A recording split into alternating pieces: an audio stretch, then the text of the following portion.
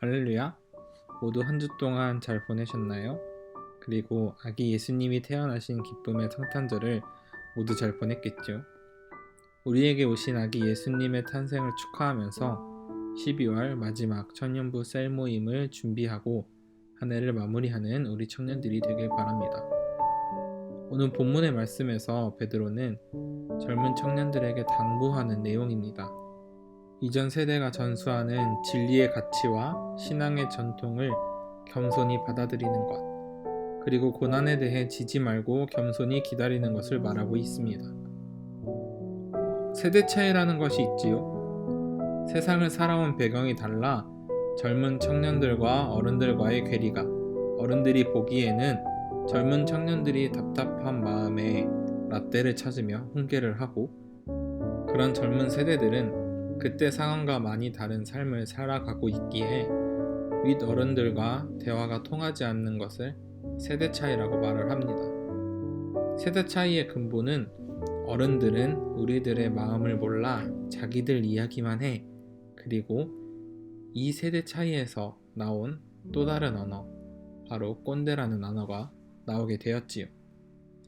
오늘 본문에서 베드로는 젊은 세대들을 향해 신앙의 리더들에게 겸손히 가르침을 받으라며 권면하고 있습니다.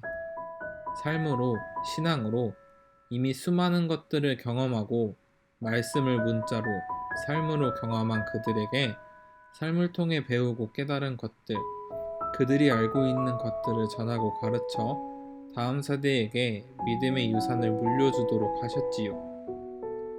그러나 받아들이는 마음이 겸손한 마음이 없으면 이 유산은 받아들일 수 없습니다. 물론 전해주는 사람의 마음도 앞선 5장 1절에서 4절까지의 말씀에서 말하고 있는 것처럼 주는 사람에게도 겸손을 요구합니다. 어른이라고 해서 무조건 아랫사람에게 꼰대가 되어서는 안 되겠지요. 권위는 무조건 세워가는 것이 아니라 윗 어른이면 어른답게 밑에 있는 사람들에게도 겸손히 섬길 줄 알아야 하는 것이지요. 겸손히 섬김을 받는 그 양육의 손길 안에서 성장하고 경험치들이 쌓일 때 우리 역시 누군가를 겸손히 가르치며 누군가에게 영향력을 끼치는 사람으로 성장할 수 있을 것입니다. 겸손한 마음으로 윗 어른들은 다음 세대를 섬기며 또 그것을 교육받고 전수받은 젊은 세대는 나의 아랫사람에게 겸손한 마음으로 섬기는 것이 옳은 신앙의 대물림이며 위대한 유산일 것입니다. 그런 겸손한 삶을 살아갈 때에 6절에서 말하고 있는 하나님의 때가 이를 때에 우리를 높이실 것입니다. 우리를 높이시면서 하나님의 이름도 높이 드시게 될 것입니다. 사실 겸손으로 윗사람을 섬기는 것이 참 많이 힘든 것은 사실입니다. 이렇게 여러분들에게 말씀을 전하고 있는 저 자신도 정말 부끄러운 일입니다. 근데 성경에 하나님의 말씀에 그렇게 쓰여 있어서 저도 말씀에 순종하는 삶을 살고 싶어 오늘 하루도 말씀을 전하고 있는 지금 이 순간에도 주님께 의지하며 버티며 나아가고 있습니다. 이처럼 우리가 원하는 삶과 하나님이 원하시는 삶은 거리가 있습니다. 이상과 현실의 거리감이죠. 그렇기에 우리가 붙잡아야 할 것은 세상의 것에 의지하는 것이 아닌 예수님을 꼭 붙잡고 나아가야 할 것입니다. 겸손히 하나님을 섬기며 예수님을 붙잡고 하나님의 공동체를 겸손히 섬길 때에 사단은 과연 그냥 가만히 있을까요? 우리가 예수님의 이름으로 똘똘 뭉치는 것을 보고만 있을 수는 없을 것입니다. 8절에 나와 있는 것처럼 원수 마귀가 배고파 으르렁거리는 사자처럼 먹이를 찾아 돌아다니고 있습니다. 말씀처럼 사단은 작은 틈을 파고들고자 열심히 노력하고 있습니다. 개인의 마음을 흔들어 놓을 수도 있고 상황을 만들어 놓을 수도 있습니다. 우리가 무장해야 할 것은 하나님의 말씀으로 단단해져야 할 것입니다. 우리는 기록된 말씀을 깊이 묵상하고 그 안에서 하나님의 뜻을 발견하며 하나님의 길을 찾아가야 하며 이 땅에 하나님의 나라를 만들어 가야 하는 사람들이어야 합니다. 하나님은 말씀 안에 모든 길, 모든 정답을 다 기록해 놓으셨습니다. 그 말씀이 나의 상황과는 달라 그때는 그때이고 지금과는 상황이 다르니까 라고 생각하는 것을 주의하시길 바랍니다. 예수님을 믿지 않는 사람들과 우리가 다른 점은 우리의 삶의 갈 길을 잃고 헤맬 때 우리에게는 항상 하나님의 말씀이 있고 찬양으로 고백할 수 있는 찬양과 입이 있고 나의 마음에 항상 성령님이 계셔 우리와 소통하고 있다는 것이지요. 하지만 이러한 우리의 장점을 잘 알지 못하고 하나님의 말씀의 음성에 귀를 기울이지 않는다면 가지고 있는 장점은 무색해지고 말 것입니다. 아무리 교회 다니지 않는 사람들과 똑같은 고난을 받고 있다고는 하지만 우리가 가진 강력한 무기를 모른다면 우리는 말씀이 아닌 헛된 것을 따라가다가 지치고 무너져 버릴 수밖에 없을 것입니다.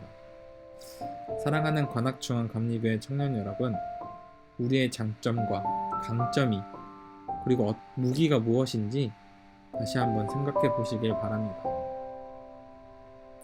10절의 말씀처럼 모든 것을 하나님에게 맡기고 우리가 해야 할 것은 주님의 말씀을 붙들고 그 길을 묵묵히 걸어 나가야 하는 것일 뿐입니다.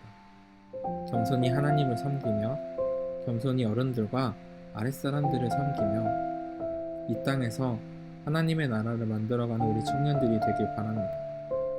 그런 나라를 만들어갈 때에 겪게 되는 고난을 모두 하나님께 맡기시길 바랍니다.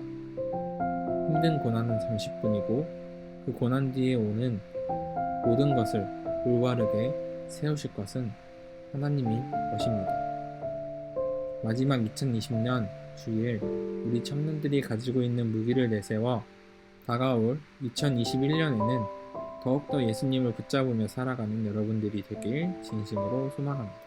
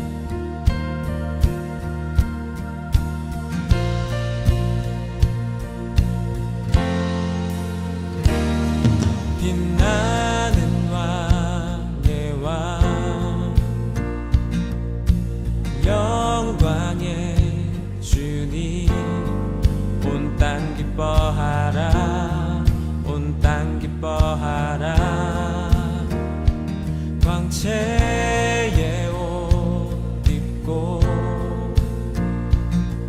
어두움 물리쳐 저 원수는 떠내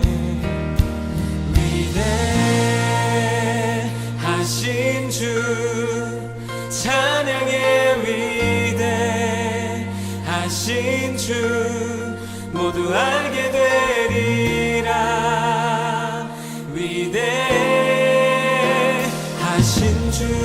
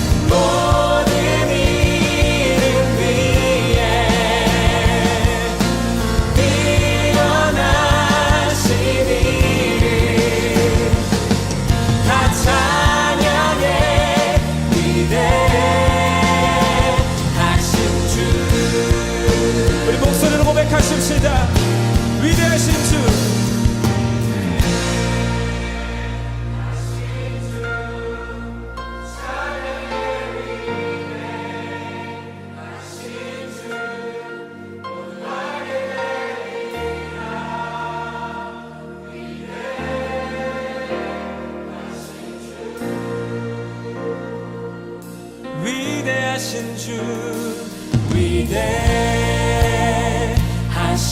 주 찬양의